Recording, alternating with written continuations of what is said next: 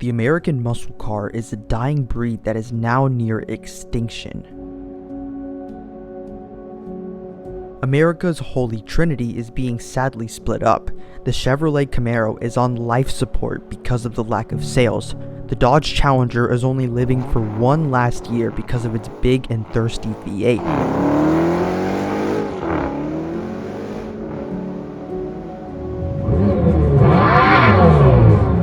With its 6-cylinder and electric replacements, and the Ford Mustang is dead too. A muscle car's purpose isn't meant to go around corners at a fast speed. Its purpose is, well, nothing. They aren't supposed to make sense or have any purpose at all. Just a big ol' engine making a stupid amount of power going to the rear wheels only. No care about anything else, just loads and loads of power.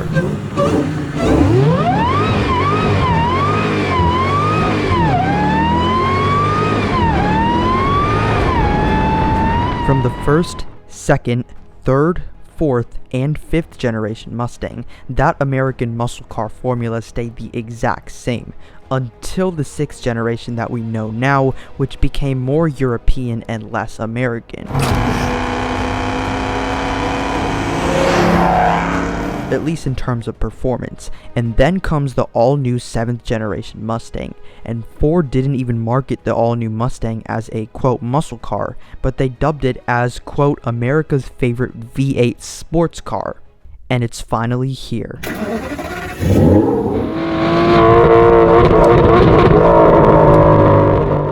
Now, obviously, creating a successor to one of the most iconic names in car history, that's not an easy task to do, but Ford really has to nail this, or else sales are gonna do just as well as the Camaro, which is not very good.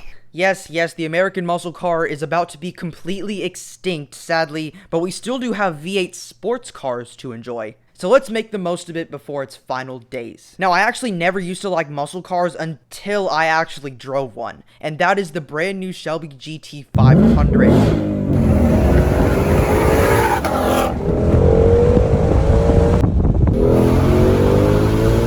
And after driving it, I literally fell in love with the car and started to really appreciate American muscle and what they're capable of. And it is all thanks to MFD Garage. Please go subscribe to their channel. Link in the description down below for many more collabs to come with them. The GT500 has 760 horses from its 5.2-liter supercharged V8. And it sounds amazing. It pulls speed like crazy. It looks great. Handles great. Handles great. Handles great. Like, you know, a Porsche Cayman. And the same thing goes for Chevy's Camaro. It has all the power and looks really good until its newest face, which looks like a plastic surgery gone wrong. But aside from the ZL1 1LE, every Camaro before that looked like a true muscle car. But as time passed by, it started to look more and more like a European sports car, and even became one in terms of like the track performance and the handling.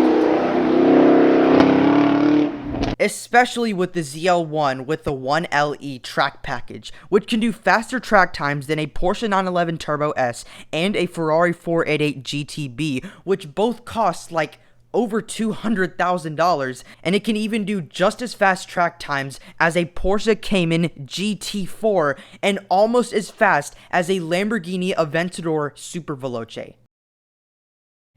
Think about that. As you probably know, the Dodge 5.7-liter V8, the famous 6.4-liter Hemi V8, and even the more famous 6.2-liter supercharged Hellcat SRT V8 is going out of production at the end of next year, because since now Dodge and all of the brands that used to be under the FCA are all now under Stellantis, and they're really trying to push electric vehicles and smaller engines. Of course, that means bad news for Dodge's thirsty V8s that they have put into literally almost every single one of their models. And if you didn't already know, the replacement for the 6.4-liter Hemi V8 is going to be the brand new 3-liter turbocharged inline 6, which is only 15% more efficient and only gets around 2 miles per gallon more than the V8. Barely better than the V8 in terms of efficiency, but the worst part is the electric Hellcat replacement. Because apparently, performance made them do it. Now, I'm not against electric vehicles or anything, but You know, people only really bought the Dodge V8 muscle cars for the V8 and nothing else because they really didn't do anything else except have that massive engine under that hood. And they also looked good, yeah, the Challenger especially, but you bought it for the V8, didn't you?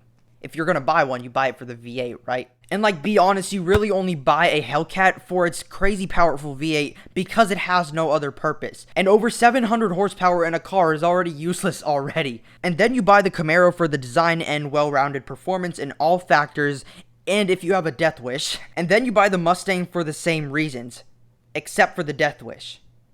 At least for you. Now, jokes aside, there have been many rumors that have been like circulating around the internet, Instagram, YouTube, Facebook, Instagram. I think I said Instagram twice, but all of those rumors have now been claimed false, such as the 7th generation Mustang getting an all-wheel drive setup, a hybrid setup, no manual, and only a dual clutch gearbox, and even the pointless Mach-E being the replacement for the current 6th generation that all of us know and most of us love. And this is because the 6th generation Mustang turned more European in terms of the way it handled, which again is not a bad thing. In fact, it's actually a better thing. But again, the muscle car isn't really supposed to handle well. It's not supposed to be good at anything, really, except just having loads of power and not knowing what to do with it. Another reason for the backlash on the 6th generation Mustang is that it looked like a Ford Fusion, which was another model that was on sale when the 6th generation came out, and I'm not going to lie, but it sort of does. It also looked more like an exotic grand touring car in the shape and side profile, and definitely not like a boxy muscle car with straight lines everywhere. The facelift then came out in 2018, and people also criticized it, and that is because it became even more like a sports car with its new, more angular headlights, more curvatures on the front, more diagonal lines, and it just looks more like a sports car rather than a traditional muscle car.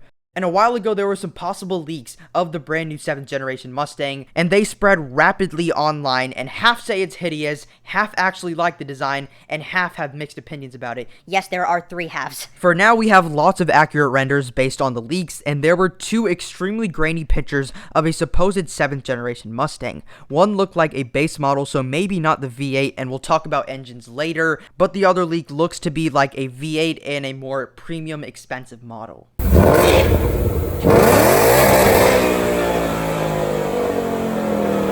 Especially what enthusiasts want is the 5-liter naturally aspirated Coyote V8 that sounds just glorious, and for the 7th generation Mustang, they are keeping this engine for us to enjoy, and it really was just confirmed in several teasers that Ford has put out, and something that is also confirmed is the glorious 6-speed manual transmission. And speaking of transmissions and gearboxes, Ford's 10-speed automatic gearbox should be fitted into the 7th gen just as it was in the 6th gen. Now, there was also a leaked patent from Ford with a manual transmission with no clutch pedal at all, which is really interesting and caused a ton of speculation that it could be used in the new Mustang. But also, just keep this in mind, it also was not confirmed either.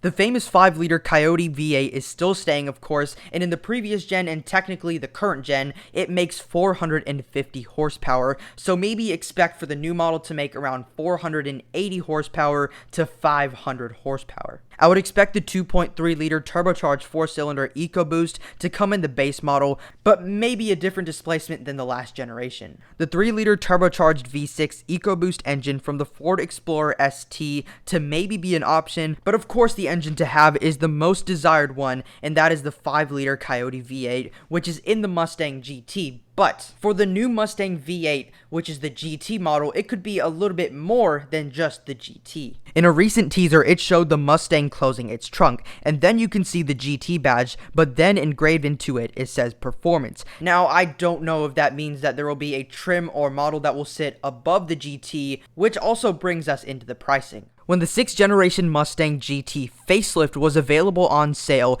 it could cost all the way up to $50,000. So my guess for the all-new one could go up to $60,000 before dealer markups. If there will be a 4-cylinder EcoBoost version like there was in the previous generation, my guess would be around $31,000. And then for the V6, my guess would be around $35,000. And then for the V8, my guess is a starting price of $40,000 to compete with the pricing of the brand new Nissan Z. And then remember how I was showing the teasers of the Mustang GT badge having the words performance engraved into it? So I'm assuming that the GT performance will sit above the GT that already has the Coyote V8, and my guess for the price would be around $43,000. And remember, for all of these, this is the starting price, and all of these, again, are my assumptions, so they're not actually there. In a few months, we will probably hear it, so by the end of the year, maybe Ford will announce it. So just wait for the optional extras to tick up all the boxes and tick up the cash in your wallet.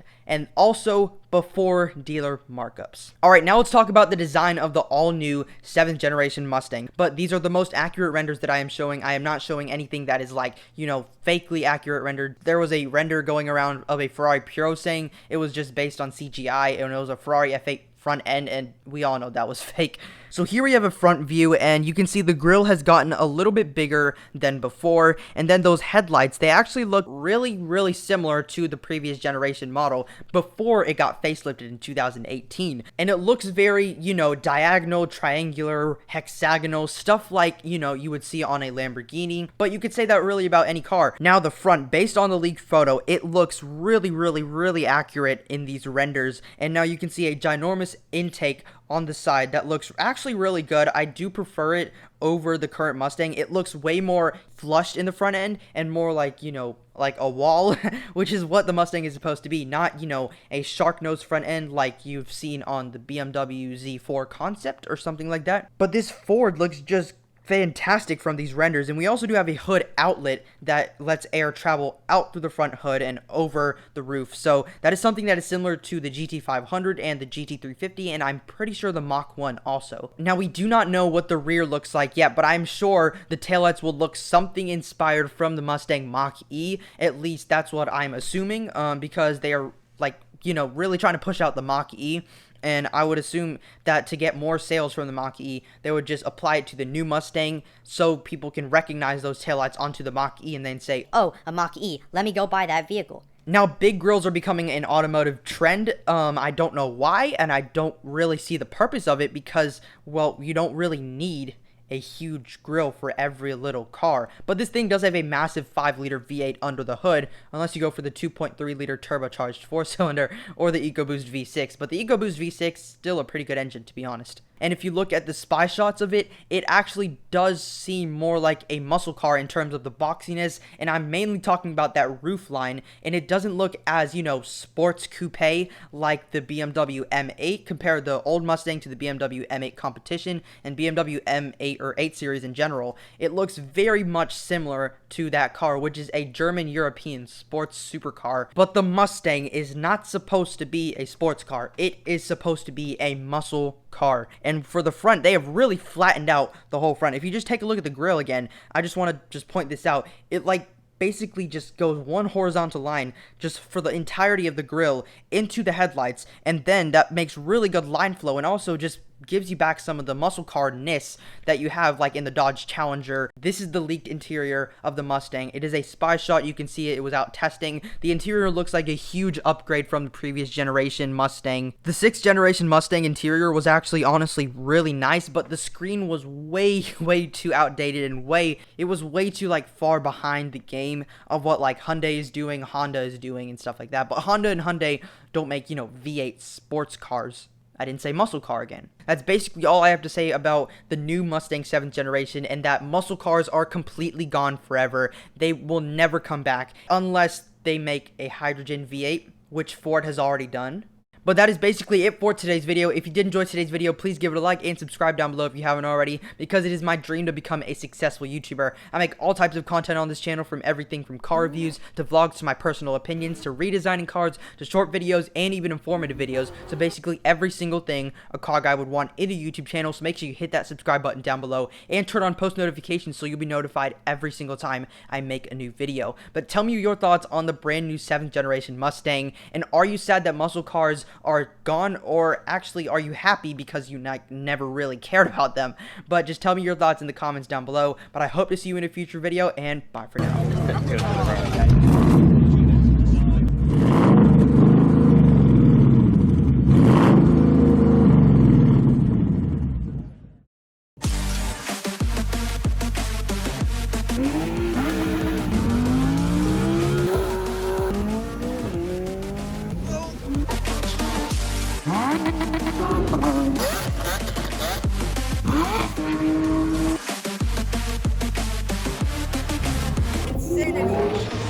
it will be at around 31.